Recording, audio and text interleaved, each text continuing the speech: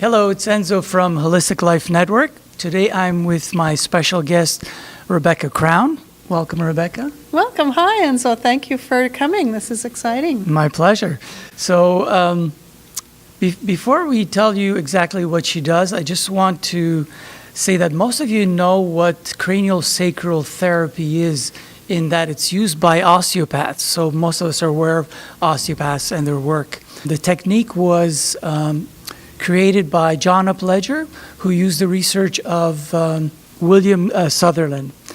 But Rebekah's technique is different. It's called Biodynamic Craniosacral Therapy, and we'll find out exactly what that is.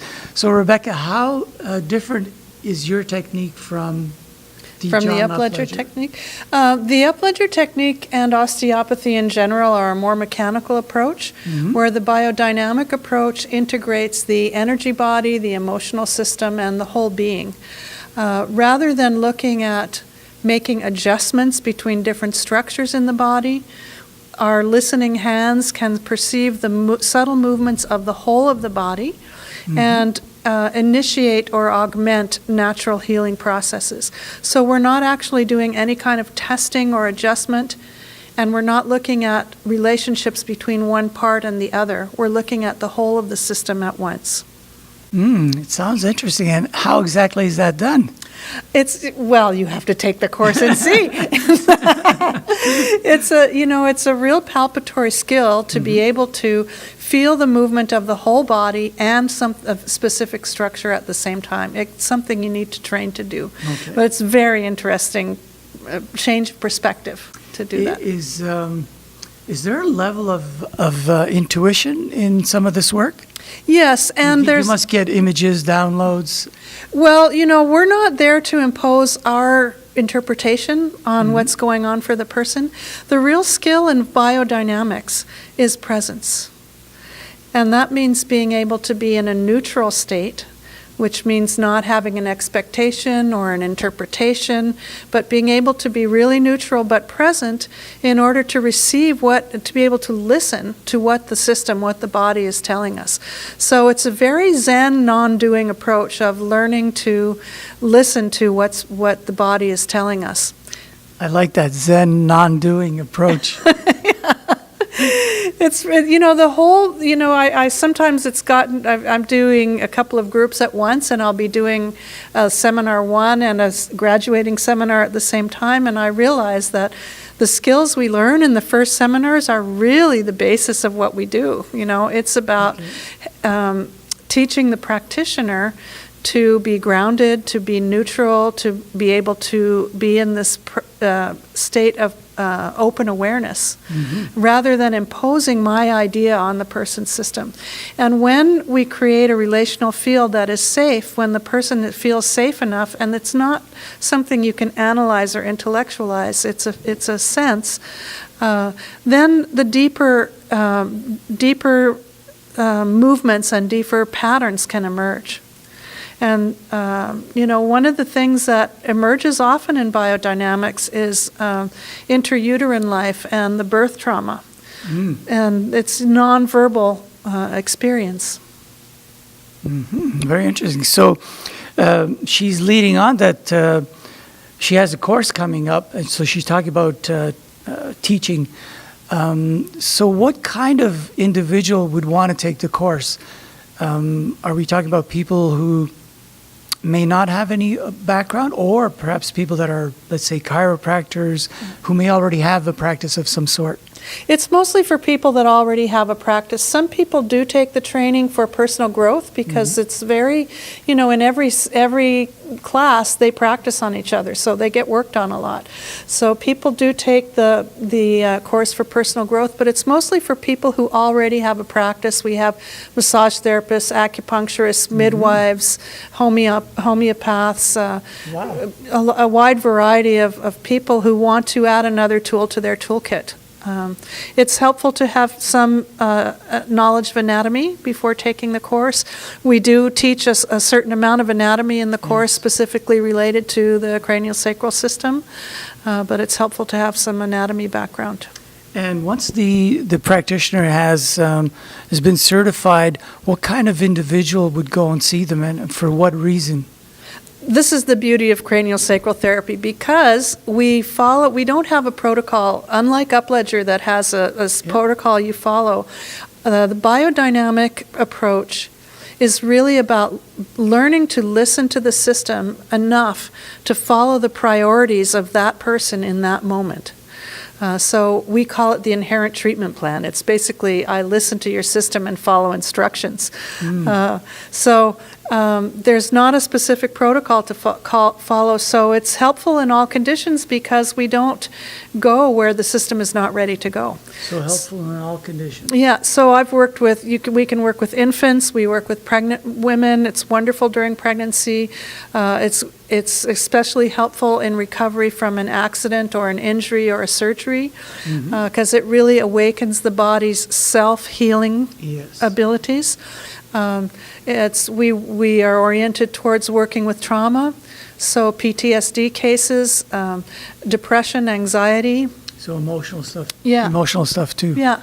Yeah, it's very helpful for, because we work a lot with balancing the nervous system, helping the person to regulate their own nervous system, balance between sympathetic and parasympathetic responses, and also teaching people tools to do that on their own. So they learn to, a lot of the practitioners' work is education and helping people find those places in themselves where health is emerging and support the emergence of that health. One of our basic tenets is that health is always present. In any circumstance, the forces of health are always present. They're helping us. We have forces in our body that reestablish homeostasis all the time. And in biodynamics, that's what we orient to. We're not orienting to the pathology or we're not orienting to the bobo, if you will. We're listening to the health. And in the end, the body knows. Yes, and what you focus on increases. So as we focus on the health increases, and the pain or the symptom or whatever it is diminishes. So tell us a little bit about the course. When is it happening, and what's involved? The training, we're giving an introductory weekend, January 6th and 7th. Please check the website. I get my dates wrong sometimes.